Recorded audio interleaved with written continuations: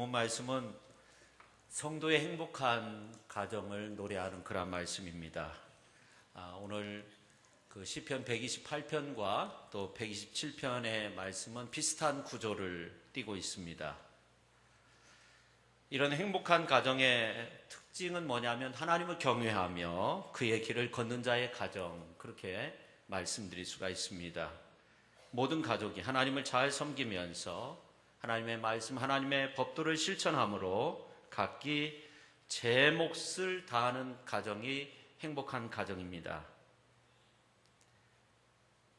성도 여러분, 오늘 우리의 현실을 보면 여러 가지 많은 문제를 안고 있지만 그 중에 특히 이 가정 붕괴 현상은 아주 심각한 문제가 아닐 수 없습니다.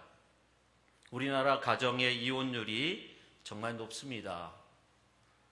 결혼하는 사람은 자꾸 줄고 있고 출산도 줄고 있습니다. 그러나 이혼하는 가정은 점점 늘어나고 있습니다.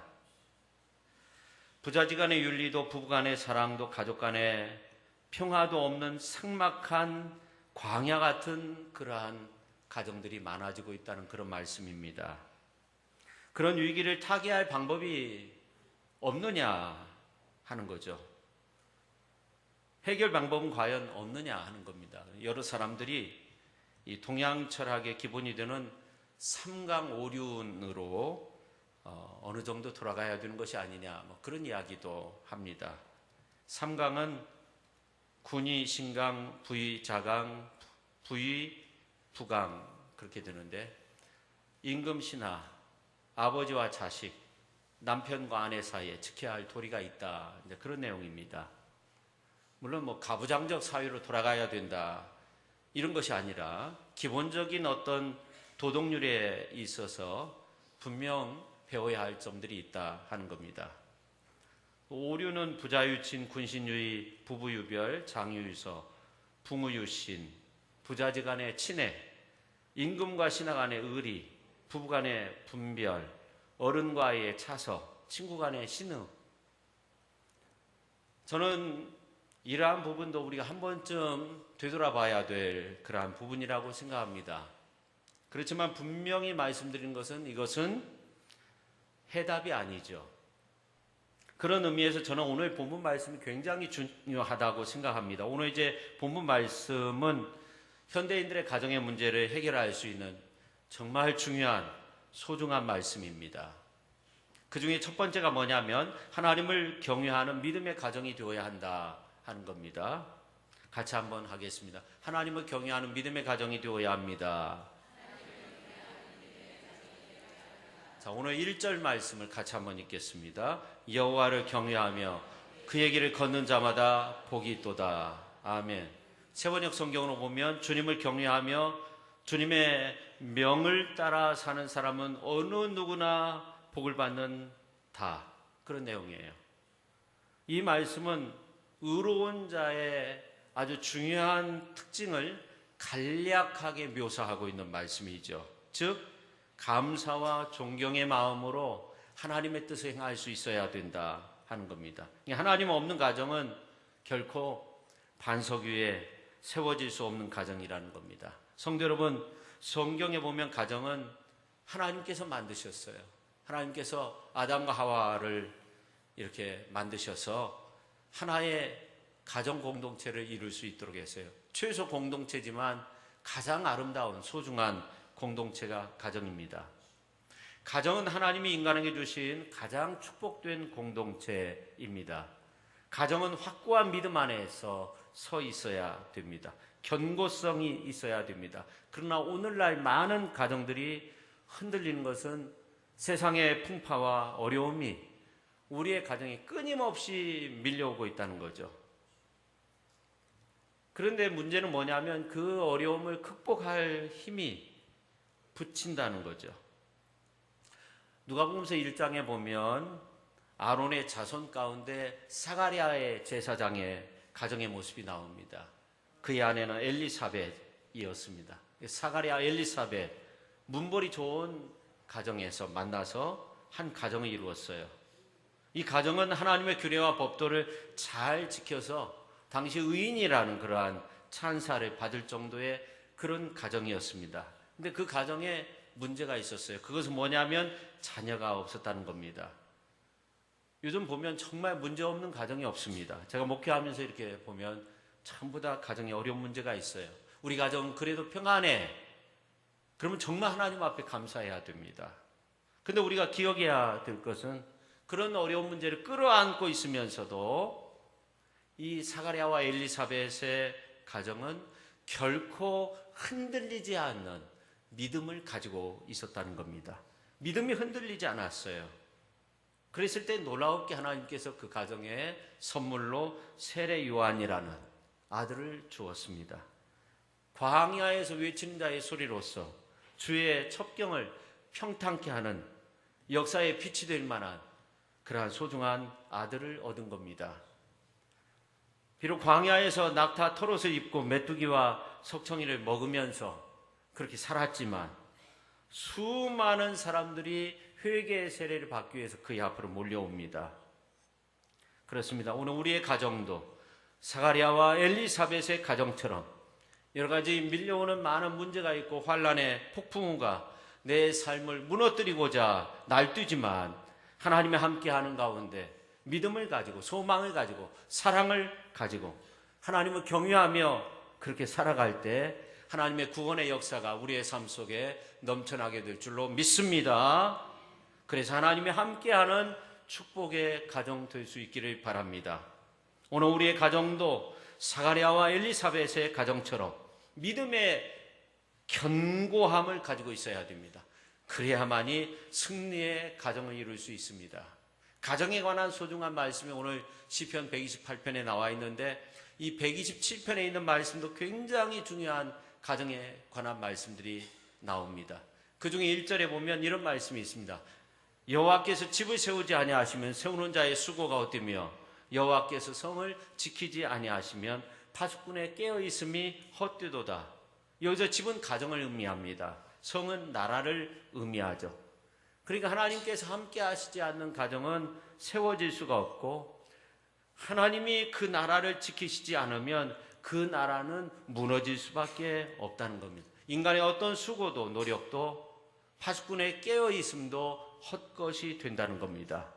오늘 우리의 가정들이 복된 가정을 원한다면 여호수아의 그러한 고백을 들어야 됩니다. 오직 나와 내 집은 여호와를 섬기겠노라. 오늘 말씀에 있는 것처럼 하나님을 경외하는 삶, 그러한 삶 속에서 어떤 믿음의 결단이 있을 때 그런 가정이 하나님의 크신 능력의 가정, 축복의 가정, 세상에서 환난 가운데 이제 살아가지만 하나님께서 사방에 평안함을 주시고 복된 길로 나아갈 수 있는 그러한 가정이 되리라 믿습니다.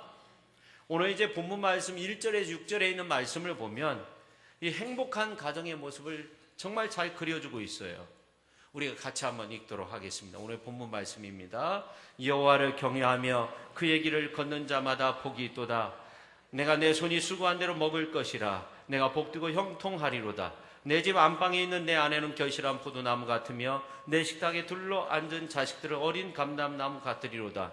여호와를 경외하는 자는 이같이 복을 얻으리로다. 여호와께서 시온에서 내게 복을 주실지어다.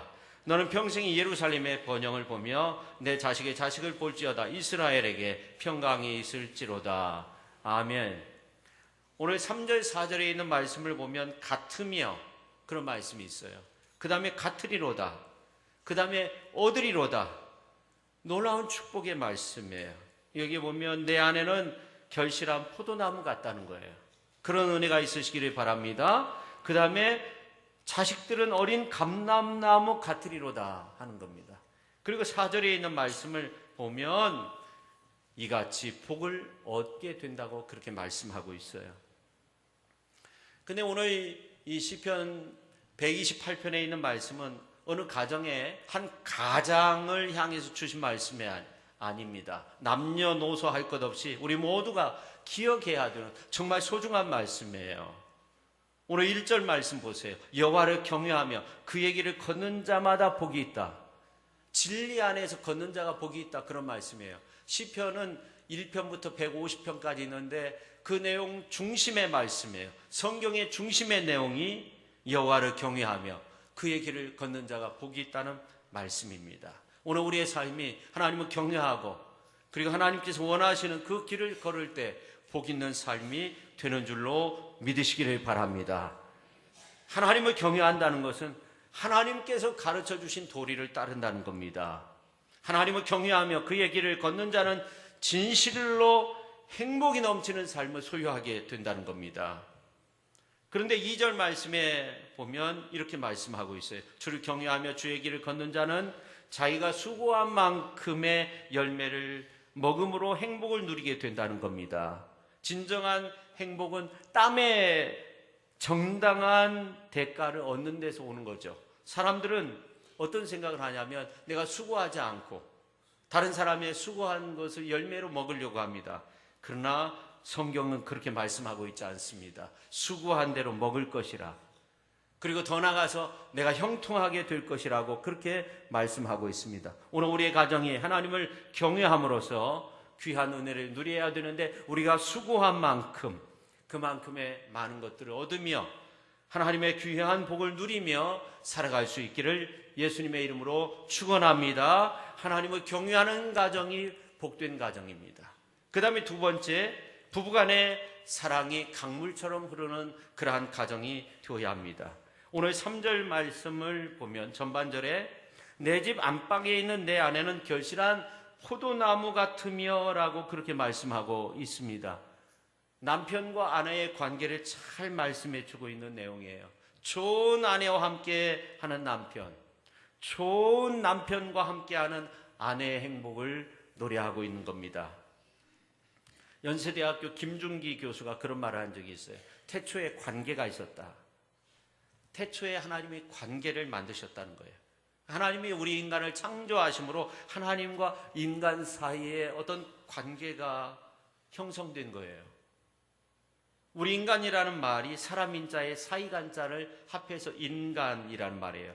인간이라는 것은 사이를 갖는 존재, 관계적 존재가 인간입니다. 그러니까 행복과 불행은 사이 관계에서 비롯되는 겁니다. 가정의 행복은 부부 사이의 관계 속에서 나타나게 되는 겁니다. 그래서 잠언서 21장 9절과 25장 24절에 있는 말씀을 보면 똑같은 말씀이 반복되어 나오는데 다투는 여인과 함께 큰 집에서 사는 것보다 운막은 집의 한 모퉁이를 말하는 거예요. 혼자 사는 것이 낫다. 그런 말씀이 나와요. 이게 부부 사이의 관계가 얼마나 중요하고 아름다운지 오늘 성경은 그 관계에 관한 말씀을 하면서 포도나무의 비유를 들고 있어요. 여러분, 이 포도나무는 이스라엘을 비유로 들 때 사용하는 단어인데요. 축복을 상징하기도 해요. 근데 오늘 2절과 3절에 있는 말씀 가운데 보면 내가 내 손이 수고한 대로 먹을 것이라 내가 복되고 형통하리로다 내 집 안방에 있는 내 아내는 결실한 포도나무 같으며 그렇게 말씀하고 있어요. 즉 아내가 해야 할 일, 남편이 해야 할 일, 부부간의 어떤 사이 속에서 해야 할 일, 이러한 일들을 잘 감당할 때 행복한 거죠. 가정의 불행은 관계가 깨어질 때부터 시작되는 겁니다. 그렇습니다. 나이가 들수록 부부 상대방의 유익을 위한 행동하는 그러한 삶, 모습이 자꾸만 사라져요. 조그만 신경에 거슬리면 방을 따로 해서 지내기도 하고 우리 헤어져 버리자고 그런 가정들도 있고 연애할 때 그 아름다움은 다 사라지고 보이는 것은 상대방의 단점만 보이는 거예요. 권태롭고 무미건조한 그러한 삶이 이어집니다. 웃음이 없어요. 웃음이 없는 가정이 어떻게 천국이 되겠습니까? 오늘의 가정은 어두움으로 가득 차 있습니다. 이 나라가 결혼하는 가정은 자꾸만 줄어들고 이혼하는 가정이 자꾸만 늘어들고 이혼하는 가정 숫자 곱하기 2를 하면요 어느 정도 숫자가 나오냐면 결혼하는 가정의 숫자보다 더 많다는 거예요. 참 놀라운 거예요. 이혼하는 숫자에 2만 곱하면 그렇게 된다는 거예요. 이게 다시 말해서 같이 살다가도 오래 살다가도 헤어지는 가정들이 많다는 거예요. 왜 이러한 현상이 일어납니까? 왜 부부의 관계가 이렇게 소원해지고 깨어지고 그렇습니까? 우리가 창세기 2장과 3장에 있는 말씀을 보면 그 근거를 우리가 살펴볼 수 있는데, 타락 이전의 부부의 관계에 관한 말씀도 나와요. 2장 23절에 보면 아담이 이르되 이젠 내 뼈 중에 뼈고 내 살 중에 살이라는 거예요. 그리고 2장 25절에 있는 말씀을 보면 아담과 그 아내 두 사람이 벌거벗었으나 부끄러워 아니하니라, 그렇게 말씀하고 있어요. 2인일체 완전한 부부관계를 말하고 있죠. 그럼 이와 같은 아름다움이 어디에서 왔는가? 하나님과의 관계가 좋았던 거예요. 부부관계가 소원해지는 것은 어디에서부터 비롯되는가? 우리가 살펴보면 창세기 3장 12절에 있는 말씀을 보면 아담이 이르되 하나님이 주셔서 나와 함께하게 하신 여자, 그가 그 나무 열매를 내게 주므로 내가 먹었나이다. 전에는 내 뼈 중에 뼈라고 살 중에 살이라고 그렇게 말했는데 이제는 그 여자라고 그렇게 표현하고 있어요. 마음이 벌써 달라졌어요. 죄 짓고 나서 책임 전가가 시작되고 갈등이 시작되고 있는 거예요. 왜 이렇게 되었는가? 하나님의 말씀을 거역하고 하나님과의 관계가 먼저 깨진 거예요. 비정상적인 거예요. 하나님과의 관계가. 그러니까 부부 관계가 그렇게 되는 거예요. 세상에서 가장 가까운 관계가 부부입니다. 부부 관계보다 가까운 관계는 없습니다. 근데 가까우면 단점이 보이는 거예요. 이것을 알아야 돼요. 가까우면 가까울수록 허물도 많이 보이지만 그 허물도 가깝기 때문에 허물이 안 되는 그 신비로움이 있어야 돼요. 허물인데 허물이 아닌 거예요. 가까우니까. 저는 결혼한 직후에 우리 아내가 참 예뻐서 미인은 잠잘 때도 숲의 공주처럼 웃으면서 숨도 안 쉬고 자는 줄 알았어요. 팔불출 됐죠? 저는 가끔 방귀를 뀌는데 우리 아내는 방귀를 안 뀌더라고요. 결혼한 직후 이야기입니다. 그 방귀 안 뀌는 줄 알았어요. 근데 살면서 그게 착각이었다는 것을 알았어요. 가까우면 안 보이는 것들이 보이죠. 허물도 많이 보이죠. 신기한 것은 그 허물이 안 된다는 거예요. 그게 신비로운 거예요. 나의 허물이 가장 많이 알고 있는 그 사람, 그게 남편이고 아내인데 가장 많이 덮어줄 수 있는 사람이 누구냐면 나의 아내고 나의 남편이 된다는 거죠. 이것을 알아야 돼요. 그래서 아내는 남편의 허물이 아닌 거예요. 남편은 아내의 허물이 아닌 거예요. 그렇기 때문에 더욱 사랑하고 이해하고 덮어주고 돌봐주고 그런 관계가 되어야 돼요. 어제 주례하면서 그런 예를 들었어요. 20년 동안 산 부부 이야기인데 아내가 화가였어요. 근데 하나의 단점이 있었어요. 얼굴에 눈썹이 없었어요. 그래가지고 남편 자기 전에는 잔 적이 없어요. 먼저 일어나가지고 눈썹을 그리고 항상 눈썹을 그리면서 화가니까 얼마나 멋지게 그려요. 그러다 등산에 갔어요. 등산 갔다가 이제 내려와서 너무나 지치니까 남편이 땀을 닦아준다는 거예요. 아, 괜찮다고. 근데 닦아주는데 아차 싶은 거예요. 땀 닦다가 눈썹까지 닦아버리면 안 되잖아요. 근데 남편이 눈썹을 닦는데 손가락으로 눈썹 위를 이렇게 탁 대고 위에만 싹 닦는 거예요. 한쪽. 그 다음에 오른쪽도 마찬가지로. 그 모습을 보면서 아내가 울어버린 거예요. 20년 동안 자기 허물에 대해서 한 번도 이야기한 적이 없었어요. 다 알고 있었던 거죠. 여러분, 우리의 가정이 남편에 대한 허물, 아내에 대한 허물, 그것이 허물이 되지 않아요. 분명히 다 보이지만 그것이 허물이 되지 않아야 돼요. 할렐루야. 그 다음에 세 번째, 자녀들이 말씀으로 양육받는 그런 가정이 돼야 돼요. 오늘 3절 하반절에 보면 내 식탁에 둘러 앉은 자식들은 어린 감람나무 같으리로다, 그렇게 말씀하고 있어요. 그 구체적인 말씀이 에베소서 6장에 나와요. 부모는 자녀를 주의 교양과 훈계로 양육하고 자녀는 부모에게 공경해야 된다 하는 거예요. 그런데 오늘 시편 기자는 부모와 자녀가 각자의 몫을 잘 감당하고 상호 어떤 도리를 잘 지키고 허물도 덮어주면서 이렇게 살 때 축복의 열매를 맺게 되는데 자녀가 어린 감람나무 같다는 거예요. 어린 감람나무 같다는 건 활력이 있고 신선함이 있고 건강하고 유쾌하고 어떤 능력이 있는 삶을 상징하는 겁니다. 근데 오늘 우리의 가정의 모습을 보면 함께 앉아서 밥 먹을 시간이 없어요. 자녀와 얼굴을 대할 시간이 없어요. 감람나무의 상징적 의미는 평화인데 자녀 때문에 평화가 임하는 것이 아니라 근심이 될 때가 많아요. 입시지옥, 헬조선이라는 말이 있듯이 환경에 의해서, 입시에 의해서 우리 자녀들이 너무나도 힘들어해요. 그러나 집에서도 공부해야 된다, 잘해야 된다, 이겨야 된다. 약육 강식의 논리로서 경쟁사회에서 이겨야만이 산다는 그런 이야기만 하고 있어요. 신앙 이야기는 전혀 하지 않아요. 하나님을 경외하는 자, 그 길을 걷는 자가 참으로 복이 있다는 그런 이야기는 하지 않아요. 하나님을 경외하는 것이 지혜의 근본이라고 그렇게 가르치지 않아요. 그러니까 아이들이 어렸을 때부터 내가 어떻게 하면 출세하고 성공하고 물질을 많이 벌고 이런 생각만 해요.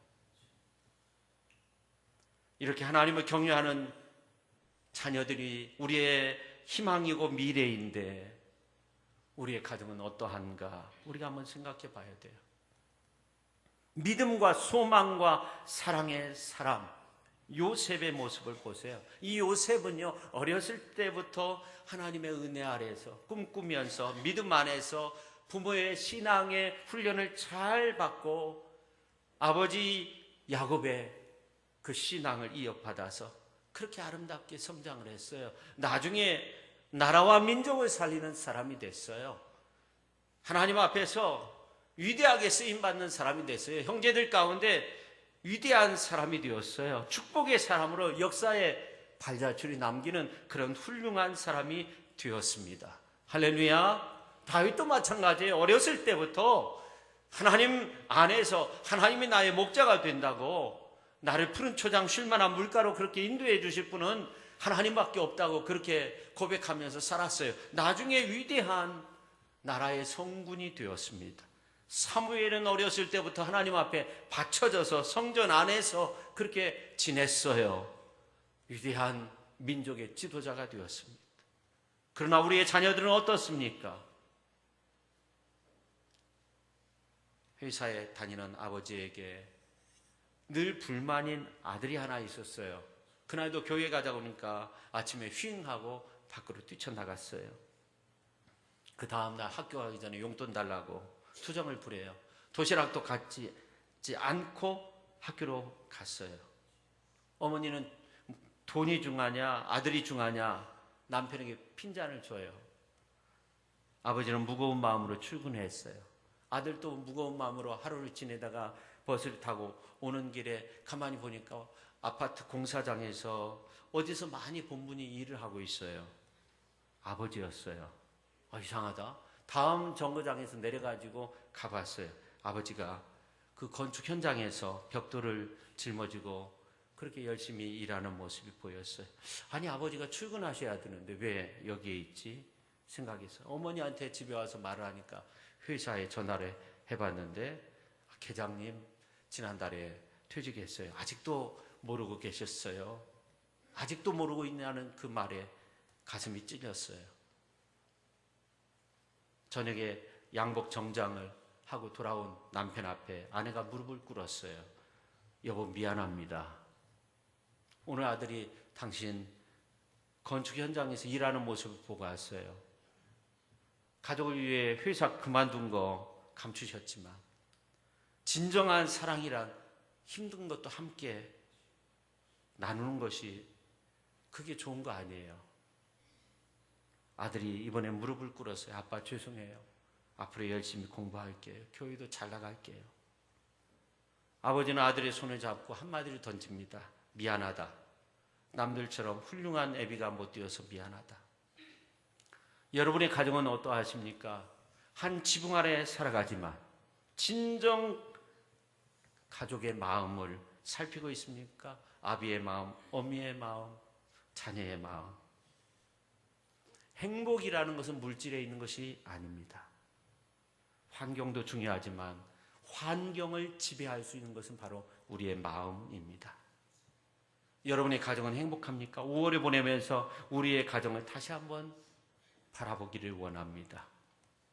가정에 이해가 있어야 되고 용서가 있어야 되고 관용이 있어야 되고 사랑이 숨쉬는 그런 가정이어야 합니다. 여러분의 가정은 어떻습니까? 가정보다 큰 집인 우리의 교회도 마찬가지입니다. 이해, 용서, 관용, 사랑이 숨쉬는 교회가 되어야 합니다.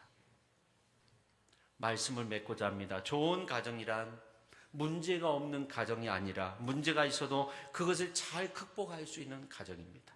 신앙으로 이겨낼 수 있는 가정. 예수 믿기 때문에 문제가 없게 된다는 것은 하나님의 섭리를 이해하지 못하는 사람의 생각이에요. 문제가 일어날지라도 예수님을 가정의 주인으로 모시고 살기 때문에 하나님을 경외하면서 살기 때문에 그 어려운 문제를 충분히 극복할 수 있는 거예요. 문제는 있는 거예요. 그러나 그것을 잘 극복할 때 행복한 가정이 되는 겁니다. 우리의 모든 가정이 행복이 노래되는 그런 가정, 어두움이 없는 광명한 천국의 빛이 가득한 그러한 축복의 가정 될 수 있기를 예수님의 이름으로 축원합니다. 기도하겠습니다. 하나님 아버지, 오늘 우리의 가정의 모습을 볼 때 참으로 많은 문제가 있고 어려운 삶의 조건 속에서 놓여진 그러한 가정의 모습을 보게 됩니다. 문제 없는 가정은 없지만 그 문제를 어떻게 극복하느냐 하는 것이 우리에게 있어서 정말 중요한 것인데, 오늘 시편 128편에 있는 그러한 축복의 말씀처럼 우리의 가정들이 주 예수님의 이름으로 기도하고 주 예수님의 은혜 속에서 모든 어려운 문제를 다 극복함으로써 하나님의 크신 은혜와 복을 누리며 행복한 가정으로 나아가기에 부족함이 없는 귀한 모습이 되게 하여 주옵소서. 예수님의 거룩하신 이름으로 기도 올리옵나이다.